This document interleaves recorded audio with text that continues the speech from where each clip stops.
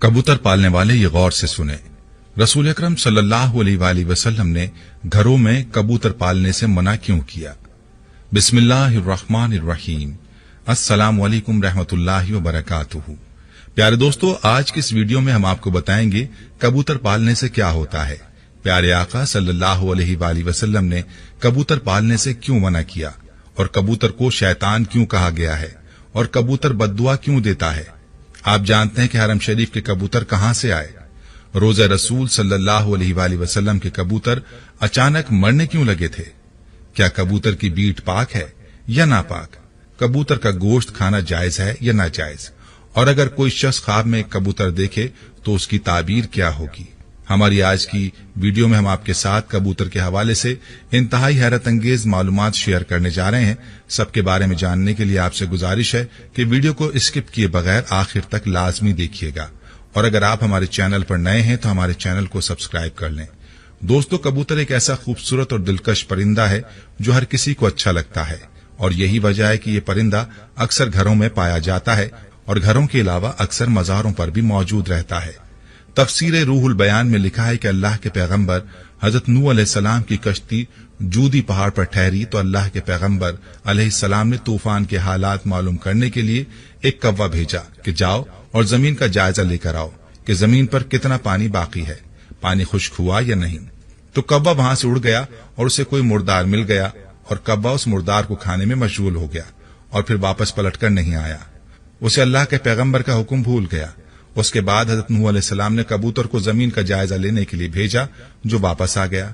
उसे पांव रखने की जगह ना मिली, उसे दोबारा भेजा गया तो फिर वापस आ गया। चंद दिन बाद उसे फिर भेजा गया तो अपनी चोंच में जैतून की एक टहनी लिए हुए था। उससे नूह अलैहिस्सलाम ने मालूम कर लिया कि पानी जमीन से कुछ ही ऊंचा रह गया है और दरख्त वगैरह उग चुके हैं। कुछ दिन बाद उसे फिर भेजा गया। इस मर्तबा वो वापस लौटा तो उसके पांव खाक आलूद थे। नूह अलैहिस्सलाम समझ गए कि तूफान रुक गया है और जमीन खुश्क हो चुकी है। सीरत की किताबों में ये वाकया मौजूद है। इसी की बिना पर सीरत निगारों का कहना है कि कबूतर का आना सलामती की अलामत था और उसकी चोंच में जैतून की टहनी नूह अलैहिस्सलाम की बादशाहत की तरफ इशारा थी। हजरत नूह अलैहिस्सलाम कबूतर की इस जहानत से बहुत खुश हुए और कबूतर को अमन और सलामती की दुआ दी। ये इसी दुआ की बरकत है कि लोग आज भी इसे अच्छा समझते हैं। यही वजह है कि कबूतर इंसानी आबादी से मानूस है और कव्वे को खौफ की बद्दुआ दी। यही वजह है कि इंसानी आबादी से हरासा रहता है और यही वजह है कि लोग इसे मनहूस समझते हैं। हजरत सुलेमान अलैहिस्सलाम ने फरमाया कि कबूतर ऐसा परिंदा है जो अल्लाह ताला और अंबिया अलैहिस्सलाम को प्यार करने वाला परिंदा है। कबूतर अल्लाह ताला और उसके अंबिया किराम अलैहिस्सलाम से दुनिया के तमाम परिंदों से ज्यादा प्यार करता है और सब परिंदों की निस्बत कबूतर सबसे ज्यादा इबादत गुजार परिंदा है। कहा जाता है कि कबूतर जब भी जागता है अल्लाहू अल्लाहू का विर्द करता है और दिन रात अल्लाह ताला की इबादत में गुजारता है। कबूतर सब परिंदों की निस्बत ज्यादा बुलंदियों तक जा सकता है। ये बहुत ऊंचा उड़ता है, जबकि कबूतर का पीछा अकाब करता है, और जब अकाब कबूतर का शिकार करने के लिए इसे पकड़ने की कोशिश करता है तो कबूतर खुद को बचाने के लिए बहुत ज्यादा बुलंदी पर चला जाता है। इसलिए अकाब के लिए इतनी ऊंचाई पर जाना मुश्किल हो जाता है और कबूतर खुद को बचाने में कामयाब हो जाता है। शायद वो ये सोचता है कि मैं जितना ऊंचा उड़ूंगा उतना ही अल्लाह के पास पहुंच जाऊंगा। नाज़रीन, फुक़हा के नजदीक घरों में शौकिया परिंदे रखना या कबूतर पालना जायज है। शर्त यह कि इसकी ग़िज़ा सर्दी, गर्मी और बारिश से हिफाजत का इंतजाम किया जाए, और जब अहले खाना कहीं घर से बाहर जाएं तो उनकी ग़िज़ा और देखभाल का मुनासिब इंतजाम करके जाएं। मगर परिंदों को सताने के हवाले से मुमानियत है। जैसा कि अबू दाऊद में है कि हज़रत अब्दुल्ला इब्न मसूद रज़ी अल्लाह ताला अन्हु की रिवायत करदा एक हदीस में कबूतर का जिक्र मौजूद है कि कबूतर अल्लाह के पैगंबर इमामुल अंबिया जनाब मोहम्मद मुस्तफ़ा सल्लल्लाहु ताला अलैहि वसल्लम के सर अनवर पर मंडला रहा था और अपनी जबान से शिकायत कर रहा था कि किसी ने उसके घोंसले से अंडे उठा लिए हैं। हुजूर ताजदार खत्म नबूवत सल्लल्लाहु अलैहि वसल्लम ने सहाबा किराम रिज़वानुल्लाहि अलैहिम अजमईन में यह ऐलान किया कि किसने इस कबूतर के अंडे उठाए हैं। एक सहाबी रज़ी अल्लाह ताला अन्हु ने अंडा उठाना कबूल किया तो आप सल्लल्लाहु अलैहि वसल्लम ने उन्हें हुक्म दिया कि अंडे इसके घोंसले में वापस रख दिए जाएं।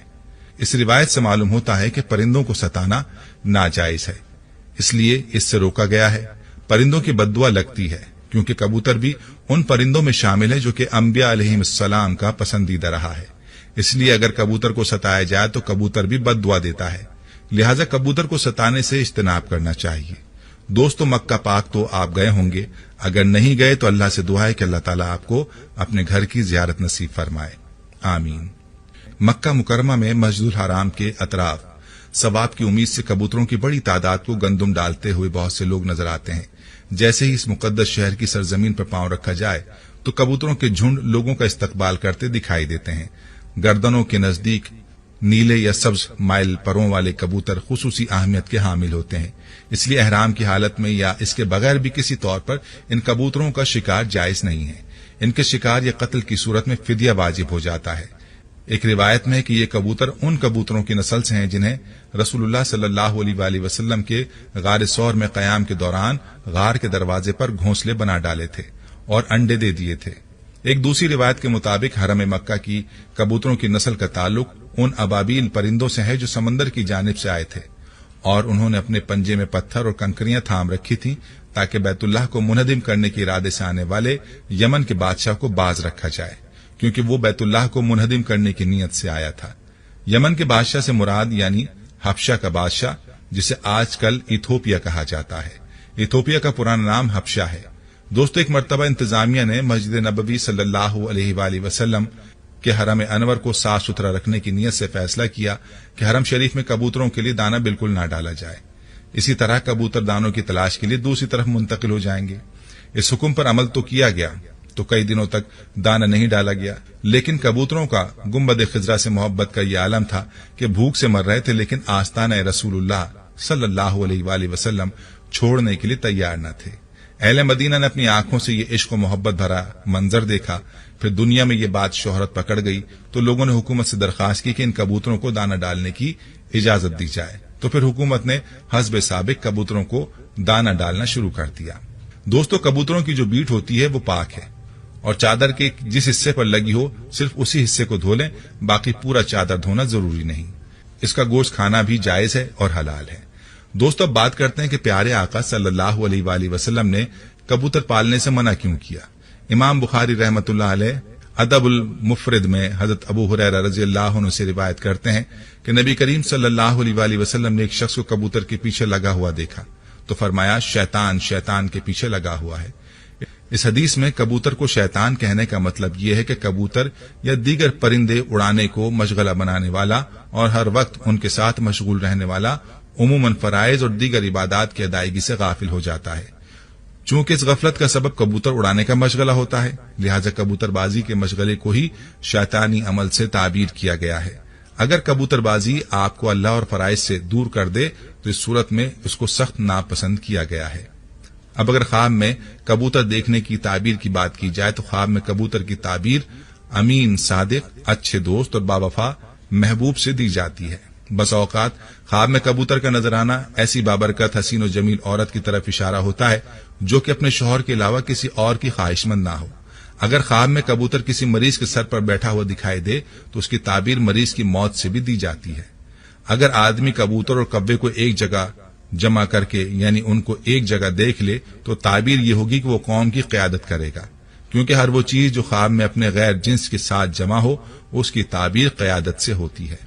خصوصاً کبوں کے سلسلے میں کبوں کا شمار فاسقین سے ہوتا ہے۔ خواب میں کبوتر کی آواز کلام باطل کی علامت ہے۔